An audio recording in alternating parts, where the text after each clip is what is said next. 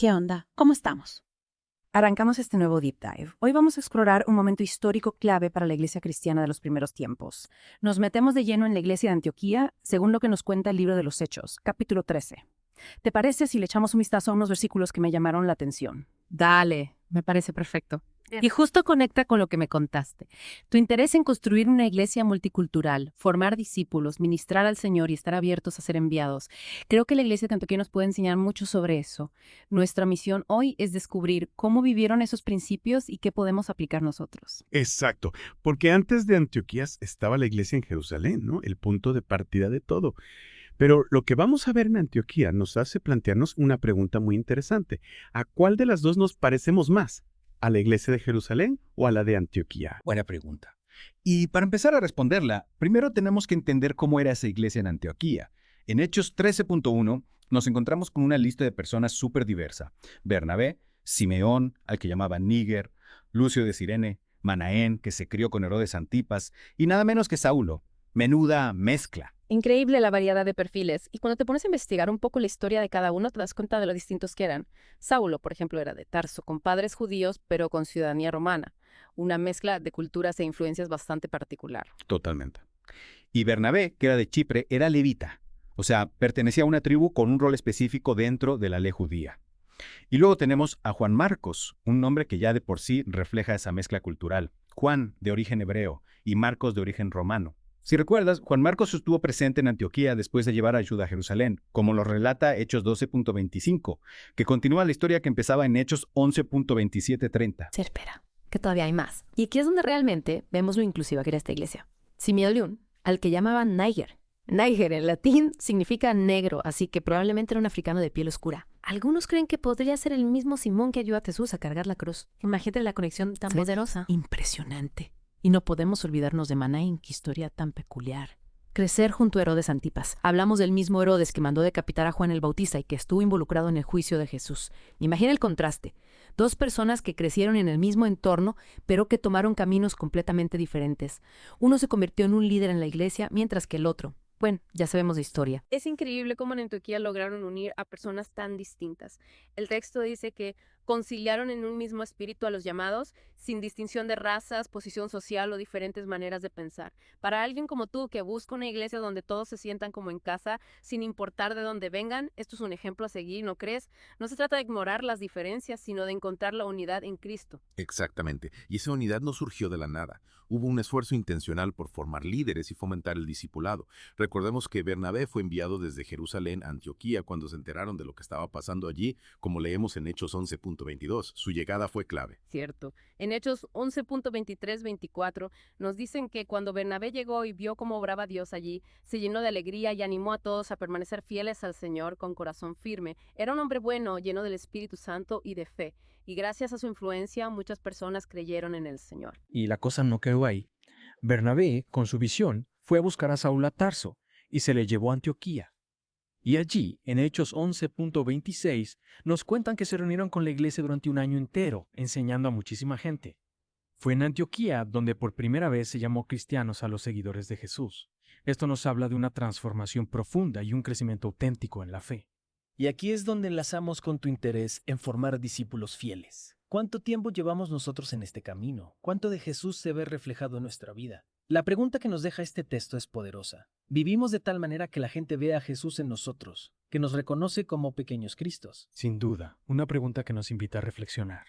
Y la generosidad de la iglesia de Antioquía es admirable.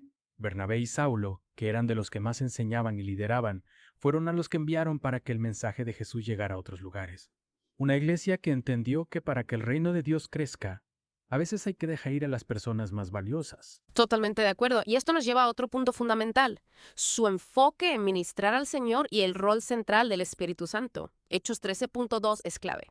Mientras estos hombres estaban sirviendo al Señor y ayunando, el Espíritu Santo dijo, fíjate en la frase, sirviendo al Señor. El texto nos explica que esta expresión se usaba para el servicio de los sacerdotes y levitas en el templo. Era un servicio enfocado en agradar y honrar a Dios. Adoración, alabanza, oración, escuchar su voz. Lo que Pablo describe en Romanos 12.1, ofrecer toda nuestra vida como un acto de adoración. Y ese servicio iba de la mano del ayuno.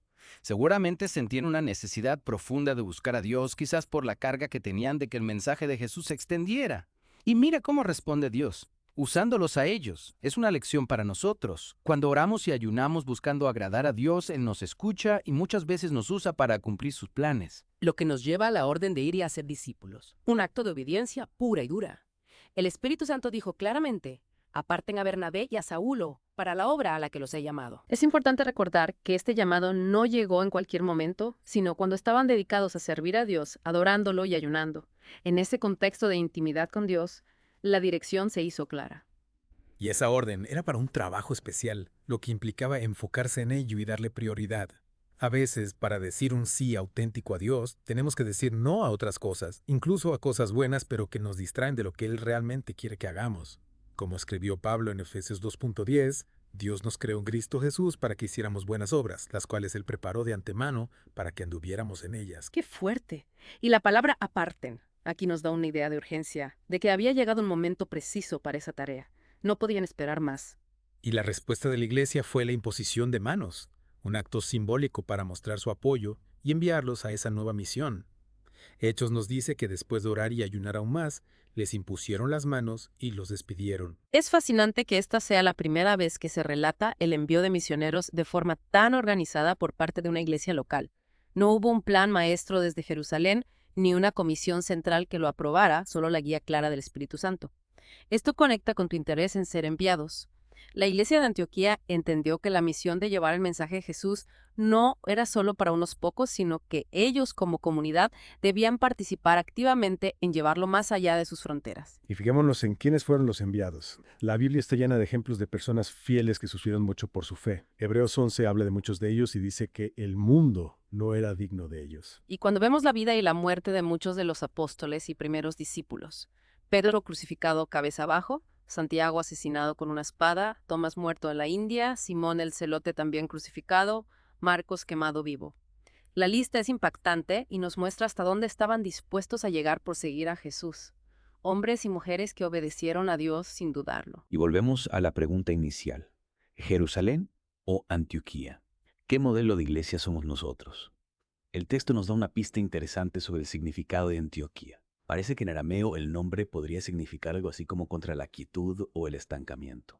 ¡Qué revelador! Gente que se opone a la inmovilidad y al estancamiento. Esa era la esencia de Antioquía. Con esa imagen tan poderosa, podemos decir que nosotros también queremos ser como Antioquía, queremos ser una iglesia que se mueve, que avanza. Totalmente. En resumen, la iglesia de Antioquía nos da un ejemplo clarísimo que conecta con lo que te apasiona. Una comunidad donde todos eran bienvenidos, sin importar su origen o cultura, donde se dedicaban a formar discípulos, donde Dios era el centro de todo y donde estaban listos para ir a donde Él los llamara para compartir su mensaje. Y para terminar, te dejo con esta pregunta. Pensando en el ejemplo de Antioquía, ¿qué acciones concretas puedes tomar tú y tu iglesia para parecerse más a ellos? ¿Cómo podemos ser más inclusivos, más dedicados a la formación de discípulos, más enfocados en Dios y más dispuestos a ser enviados? ¿Qué quietud o estancamiento nos está desafiando el Espíritu Santo a superar? Te animo a seguir reflexionando sobre esto y a buscar cómo vivirlo en tu vida y en tu comunidad. Gracias por acompañarnos en este Deep Dive. Hasta la próxima.